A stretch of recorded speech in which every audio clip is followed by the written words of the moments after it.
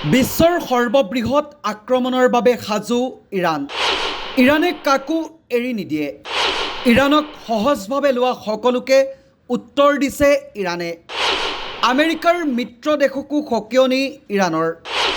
আমেৰিকাক যিকেইখন দেশে সহায়ৰ হাত আগবঢ়াইছে সেই দেশকো আক্ৰমণ কৰিব ইৰাণে।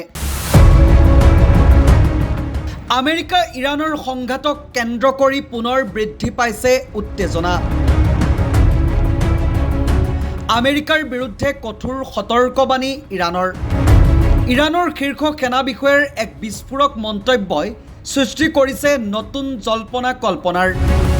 কেৱল আমেৰিকাই নহয়, আমেৰিকাক সহযোগ কৰা দেশসমূহৰ বিৰুদ্ধেও ব্যৱস্থা গ্ৰহণ কৰা হ'ব বুলি হুংকাৰ দিছে ইৰাণৰ ফালৰ পৰা। ইৰাণ আমেৰিকাৰ সংঘাতত নতুন মূৰ।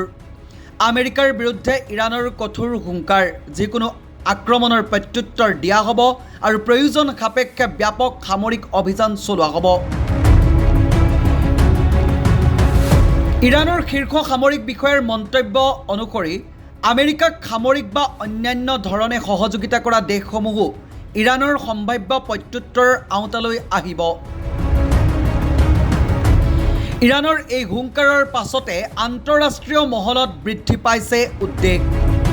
যদি সংঘাত অধিক তীব্ৰ হয় তেন্তে মধ্যপ্ৰাচ্যৰ লগতে বিশ্বৰ ভূ ৰাজনীতিতো ইয়াৰ গভীৰ প্ৰভাৱ পৰাৰ আশংকা কৰা হৈছে।